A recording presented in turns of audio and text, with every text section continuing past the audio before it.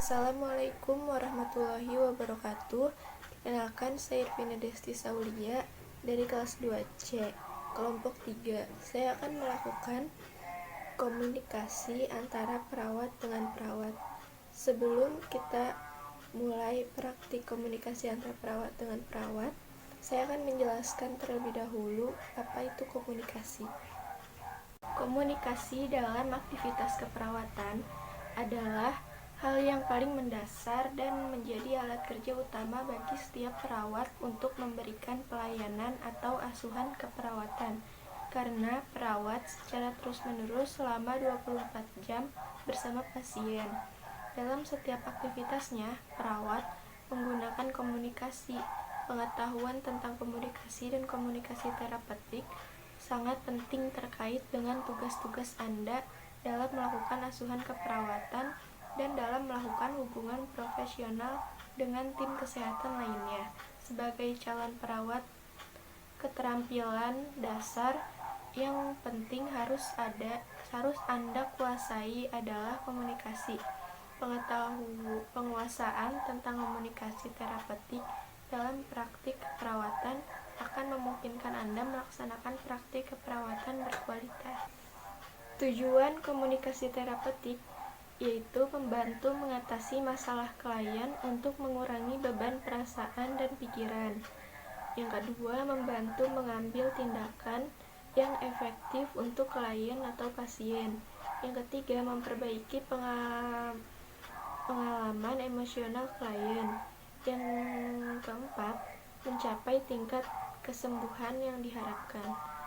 Kegunaan komunikasi terapeutik yaitu merupakan sarana membina hubungan yang baik antara pasien dan tenaga kesehatan. Yang kedua, mengetahui perubahan perilaku yang terjadi pada individu atau pasien. Yang ketiga, mengetahui keberhasilan tindakan kesehatan yang telah dilakukan. Yang keempat, sebagai tolak ukur kepuasan pasien. Yang kelima, sebagai tolak ukur komplain tindakan dan rehabilitasi. Selain komunikasi terapeutik, ada juga komunikasi kelompok, yaitu sekumpulan individu yang cukup kecil untuk berkomunikasi dengan relatif mudah, yaitu para anggota saling berhubungan satu sama lain dengan beberapa tujuan yang sama dan memiliki semacam organisasi atau struktur di antara mereka. Kelompok mengembangkan norma-norma atau peraturan yang mengidentifikasi apa yang dianggap sebagai perilaku yang diinginkan bagi semua anggota. Faktor-faktor yang mempengaruhi komunikasi kelompok. Ukuran kelompok. Kelompok yang efektif mempunyai jumlah anggota yang tidak terlalu kecil ataupun terlalu besar. Tujuan kelompok. Tujuan yang telah disepakati bersama akan mudah dicapai karena semua anggota mempunyai tujuan yang sama. Satukan tujuan dalam kelompok, minimalkan sifat individualisme yang dapat mengganggu pencapaian tujuan bersama. Komprehensif. Anggota kelompok adalah penting karena menunjukkan kekuatan dan kekompakan kelompok untuk mencapai tujuan bersama. Jaringan komunikasi diperlukan untuk mendapatkan peluang dalam mencapai tujuan bersama.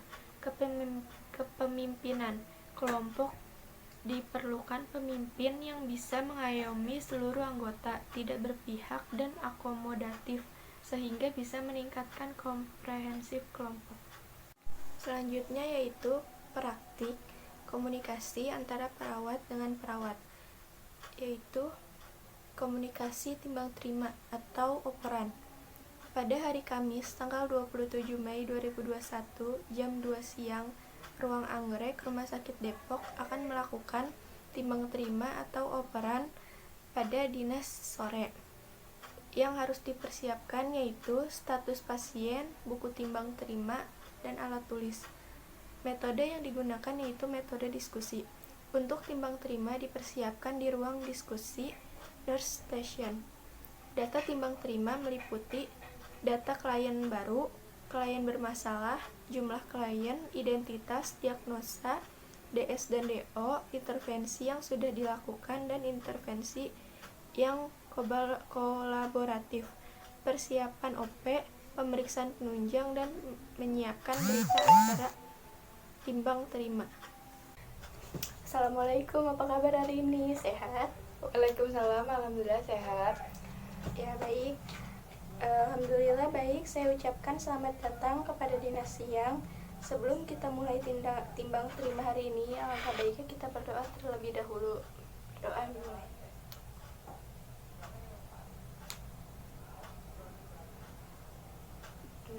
Selesai. Untuk siang ini saya laporkan di sini untuk pasien baru. Untuk pasien baru ada 1 orang di kamar 3 bed 1 atas nama Nyonya C dengan diagnosa medis gastritis akut. Siang ini saya laporkan di sini untuk pasien baru ada 1 orang di kamar 3 bed 1 atas nama Nyonya C dengan diagnosa medis gastritis akut. Untuk pasien pemakai BPJS ya.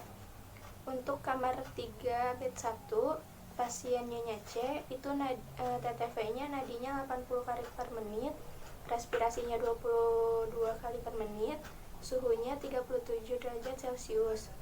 Untuk DS-nya pasien mengeluh nyeri pada ulu hati skala 5 dari 0 sampai 10. Pasien mengeluh mual, nafsu makan berkurang, mengeluh badan terasa lemas, kepala pusing. Untuk DO-nya ada nyeri tekan pada gastridium. Kemudian pasien tampak meringis. Pasien juga merasa perut tegang, abdomennya tegang. Makanan yang disajikan hanya habis setengah porsi, terus mata sayu, pasien tampak ngantuk. Itu untuk pasien Nyonya A. Untuk Dinas Sore apa yang ingin ditanyakan?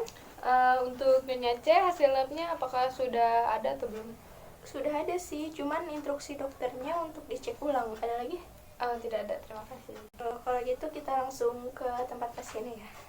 Saya yang tadi berdinas pagi, dan ini ada Suster Asri yang berdinas siang, dan untuk bertanggung jawab ya untuk dinas siang.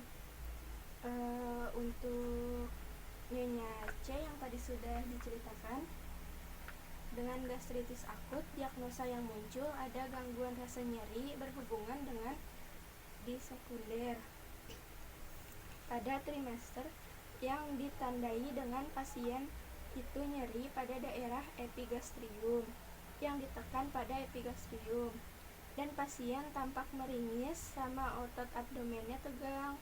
Yang kedua, gangguan pemenuhan kebutuhan nutrisi yang berhubungan pasien sering mual-mual. Yang ketiga, gangguan gangguan istirahat tidur berhubungan dengan rasa nyeri yang ditandai mata nampak sayu. Pasien juga sering ngantuk, badan terasa lemas, kepala sakit. Untuk keluhan yang muncul pada pasien ini, pasien mengeluh nyeri pada daerah ulu hati skala 5. Pasien mengeluh mual, nafsu makan berkurang. Intervensi yang sudah dilakukan yang pertama itu teknik relaksasi nafas dalam. Setiap kali nyeri, tadi juga sudah dikasih buli-buli kolaborasi dengan dokter untuk pemberian obat anti nyeri dan mual. Menyajikan makanan selagi hangat dengan porsi kecil, tapi sering menghindari pasien dengan makanan yang dapat meningkatkan asam lambung, kayak yang asam-asam. Kemudian pemberian vitamin, merelaksasikan otot-otot sebelum tidur. Rencana tindakan selanjutnya pemeriksaan darah rutin. Ya udah, segitu aja yang saya sampaikan. Lanjut. Selamat siang Ibu, perkenalkan saya Suster Asri yang akan merawat Ibu dari jam 2 siang sampai jam 9 malam. Untuk nyerinya tadi sudah diatasi dengan menggunakan obat anti nyeri Cetralak. Mual sudah diatasi dengan obat ranitidin. Semoga nyeri dan mualnya mulai berkurang ya Bu. Ibu, saya yang dinas pagi, tugasnya sudah selesai ya Bu. Sekarang digantikan oleh yang dinas siang. Kalau Ibu memerlukan sesuatu, Ibu bisa panggil dengan memencet bel yang ada di samping. Saya permisi dulu ya Bu. Baiklah, hasil laporan sudah disampaikan dan sudah selesai. Apa ada yang ingin ditanyakan lagi? Sebenarnya tidak ada. Baiklah, kalau gitu kita tutup dengan berdoa ya. Kita dimulai.